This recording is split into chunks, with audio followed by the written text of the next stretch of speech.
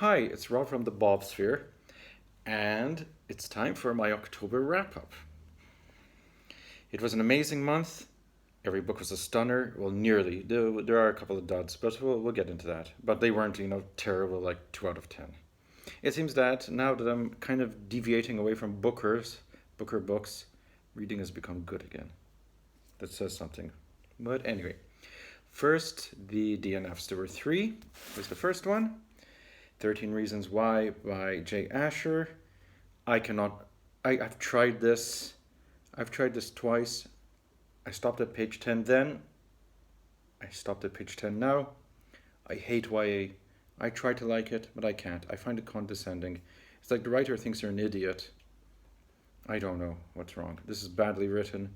It's terrible. I am not going to reread it. That's it for me. I have 2 more YA books on my TBR. Those will probably be DNFs as well. Anyway, ciao ciao. Next, Madness's Defeat. I have a mixed, reading relationship, I guess you can say, with Ned Beauman. I like his first 2 books, Boxer Beetle and The Teleportation Accident. But I hated Glow. I couldn't get past page 15. And this was a dud as well. So it started out excellently. It's about this rich person who has to pull down a Mayan temple, or a temple in South America, and then rebuild it in his backyard. And at the same time, there's a director, an amateur one, who is going to film a movie around that temple. So there's a conflict of interest. So the first part was absolutely brilliant. I said, yes! Glow was the only one I didn't like. But then, by part 2, it just not descended, it got beyond awful. I mean awful. It is so convoluted. Ugh, terrible, terrible, terrible. So no, you're not getting a second chance either. Bye-bye. This is Lionel Shriver's The Mandibles, A Family History.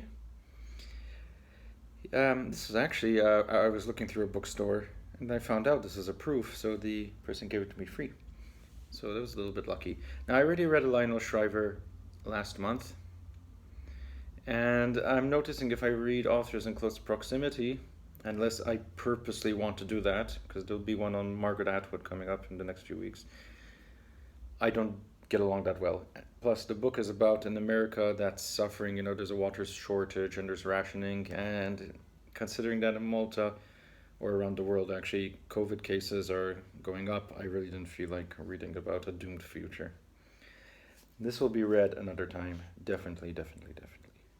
Okay. Now, for the reading batches. Wait. Excuse me, because actually I have a book. Yeah, how unprofessional I...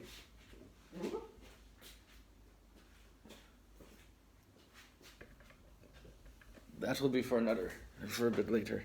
Okay. I'm really too lazy to edit. I just don't like looking over something twice. If I had a professional editor, I'd love it. That would be perfect for me. I know how to edit, but I just don't like it. I think one should keep the mistakes in because it adds a certain rawness to the video.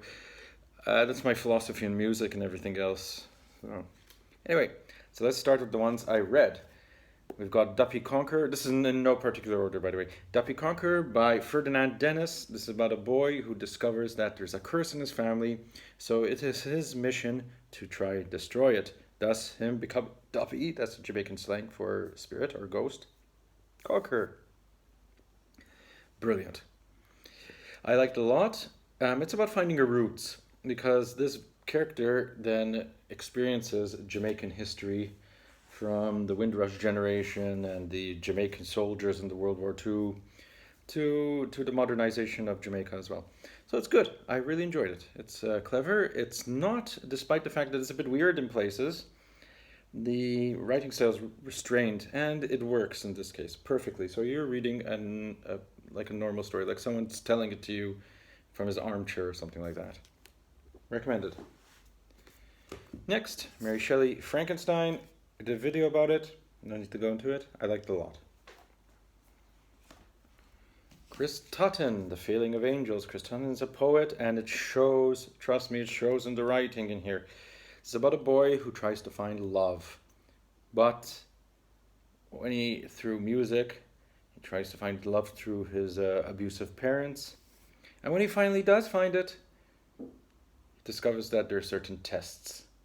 It's a good story, but what elevates it is the writing, and I'm telling you, the writing is absolutely gorgeous.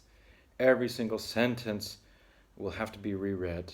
It's every word has its place. Oh, it was, my eyes were so happy to read something good. This is the weakest one. I won't say dud. Dud is not a good word for it, because I did enjoy it, but I didn't love it like the rest of the books here. So this is Barn 8 by Deb, Olin, Unferth. It's about these what do you call them? Not surveyors, really. Yeah, kind of surveyors. These chicken surveyors. And they decide to pull off this great heist by stealing 5,000 chickens. Or 50,000 chickens. Let me check the back. No, it doesn't say. But I think it's 50,000 things. Auditors, not surveyors. And do they pull off the heist? No. Spoiler. But this is a criticism about American farming. And it's funny at times. I think it's a bit too smart for its own good, if that sounds a bit bad, doesn't it? I don't know. I didn't gel with it that well. Again, it's not a horrible book by any means. Now, Saltwater. Oh my god. So good. So good. Oh, this I devoured. Okay, a girl finds, girl's at university, she's working part-time in a bar, and her grandfather dies, so she goes back to Ireland, and this triggers a lot of memories of her childhood and about her parents, and it's about mother-daughter relationships. Then we go to her university years and how she tries to cope and fit in. It's about northern mentality as well, and small town mentality. It's a very rich book, and it's written in these small paragraphs like that. But you get a full story. Plus, the writing style is, wow. Highly recommended. The Bitch by Pilar Quintana. Translated by Lisa Dillman. Translator should be on the cover. I don't know why it's not done. It's about motherhood. A woman cannot have babies, so she adopts a dog. The dog gets pregnant, and thus starts a rivalry. The dog's a metaphor, obviously, for motherhood. It's brilliant. Trigger warnings, there's a lot of animal cruelty in it. But still, it's a visceral read. Okay, this was a book I tried to read in 2006, not a good year. And I couldn't get beyond page 15 without getting bored. So that means it's time for a revisit. 14 years. Oh, it's great. It's if Thomas Pynchon, or Pynchon, I don't know how to pronounce his surname, could write accessibly, it'd be like this. This has the same type of word phrase and his puns and his complex jokes. So what's it about? It's about a woman who has very long thumbs, who was born with them, and she uses them to hitchhike. That's her only gift. Now she goes through a series of adventures. It was not a road trip book, until she finds a kind of cowboy spa, and she causes chaos. But what is the book about? That was just the plot summary. This is about breaking free, how to stop the material world from bogging you down. But it's also an eco-tale, and this was written in the early 70s, so that's quite interesting. It's how already man's destruction of the planet will lead to his downfall. It's happening. Okay, very good. Highly recommended. And I will definitely read more Tom Robbins. This is one I liked. It scared the heck out of me at the end, though. It's about a girl who believes she's an alien, and she befriends her cousin. Things get a little bit... And they're banished, and she doesn't see him for a long time. In the meantime, she marries a person who's more or less like her, and it all leads to a kind of gross ending. I loved her first novel, Convenience Store Woman. I think this is better in my honest opinion. It both focuses on outsiders, But this one goes a step further with the disgusting elements. So yeah, again, trigger warnings. Um, it's about abuse and how it psychologically affects you. So be a little bit wary, but it is an enjoyable read in its own way.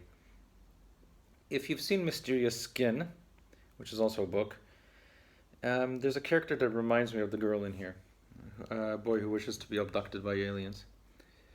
Okay, Eastful Death by Marta Obiols Fornell. I'm going to be interviewing the author. I can't comment on that. I don't want to. Love After Love, the first Jamaican book I read this month.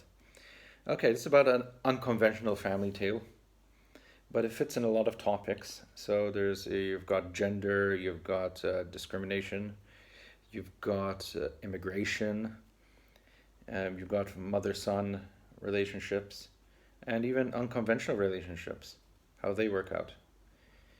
Generally, I don't like it when an author stuffs so many plots or themes in their work, but Ingrid Persaud manages to, if I'm saying it, Ingrid Persaud pulls it off quite well. It's not perfect, it dips a bit in the end, but I'll tell you, on the whole, yeah, I recommend it. Then I finished this behemoth, The Mirror and the Light, by Hilary Mantel. I have recorded a video on this, no need to go into detail. I really liked it. I do think it is the weakest of the three, though. Bringing Up the Bodies is my favorite. Now this was a complete and utter gem, and oh my god. For years I've been wanting let's jump back. Okay, when I read The Secret History back in 2003 by Donna Tartt, it created a hole. Now, The Goldfinch is my favorite book of hers, but I still want to read a book that's a little bit similar to Secret History. This is it. Trust me, it is absolutely brilliant, excellent, and I cannot recommend it more. It's about a girl, a young woman, who goes for the priesthood in seminary, and she discovers a group of friends. You see, it sounds familiar, but I'll get into that a little bit later, maybe in a minute's time. And she discovers that this group, led by a head priest, have sinister underdoings, I guess. Don't forget, The Secret History has a lot of elements from Evelyn Waugh and Iris Murdoch. And this takes a lot from Donna Tartt and Iris Murdoch, and the fact that it mixes the sacred and the profane. It is an addictive read. I cannot recommend it highly. I really enjoyed this. So that's The Gospel of Eve by Rachel Mann. Highly recommended. You don't have to like religion, because it's also a religious press, to get this book. Trust me, if you're a fan of The Secret History or of Iris Murdoch or even Daphne du Maurier, do check out this book. Vanishing Half. This was one I really wanted to read, and it did not disappoint. It's about twins. They separate. One stays in their hometown. The other one moves to an affluent family and tries to pull herself off as a white woman. So, we've got racism there. It's a lot about race and skin tone. I think the job was well done. And it also showed that there can be racism between black people as well, which I've never read. So bravo on this. If there's any accolades, it deserves them, I'll tell you that. And the writing is really good. I didn't like her debut that much. I thought the writing was too melodramatic at times, and the plot kind of fettered out. But this, again, it's that artistic leap. Speaking of artistic leaps as well, this is probably the book of the month. This is the star, the gleaming one, the one I adored. Oh my god, and it's the last book I read for October. So, this is Jennifer Nansubuga Makumbi and The First Woman. This is her second novel. First one, Kintu, was really good, and her short story collection, Manchester Happened, was very good as well. But this is superlative. It's amazing, amazing. Highly recommended. It's awesome. Wow. Read this book. Okay. It's got so many themes. And I will pronounce right here, before I go into that this will be the winner of the 2021 Women's Prize for Fiction. It's getting an individual book review, so I won't say that much. It's about a girl who is already headstrong in Ugandan society during the 70s. So this was during the rule of the despot Idi Amin. And she wants to know where her mother is. So she dedicates her life to searching for her. Now, on the way, she starts learning about the role of the woman in Ugandan society. And it kind of, well, it applies for any society, really. And she goes through a process of self-discovery, and she becomes richer, and there's mythology in this, there's a witch, but it's really grounded in reality. Don't, it's not, let's say, like Black Leopard, Red Wolf, or Red Wolf, Black Leopard by Marlon James. No, there's a real element to it. Not even surreal element. And it's so powerful. The writing is amazing. And, I'm going to gush over this. Like I said, my individual review could come up Monday or Tuesday. That's all I'll say. So, that's all I read. Now, what am I reading?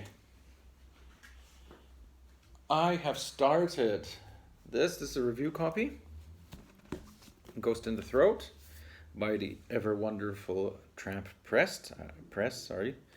I adore them. They can do no wrong. And this is a stunner. So that's good. I'm reading I finished one amazing book. I'm going into another one. This will be the next month's wrap up. But I'm telling you, it's a 10 out of 10 book. And as part of my slow reading project, I take one thick book that's a little bit difficult, and I read 10 pages a day. And this time is Gravity's Rainbow. Next one will probably be The Magic Mountain. And I'm really enjoying it. I'm getting much, much, much more out of it than when I read it back when I was 19. Oh my goodness. And so far, the first part is a little bit tough, but the second part, which I'm on now, is actually quite readable. Wow. Or maybe I got used to style. Generally with experimental books, it's tough going, but then something clicks and I'll be addicted and I'll think about it all day long, and it's happening, definitely. So I can't wait to see how this turns out. I may finish it sooner, but I'm still sticking to the 10 pages rule. So that was a bit of a long video. How was your reading month? What did you read? What were your standouts? Did you read any of these books? Is there any you want to read? Tell me, subscribe, comment. See you next time.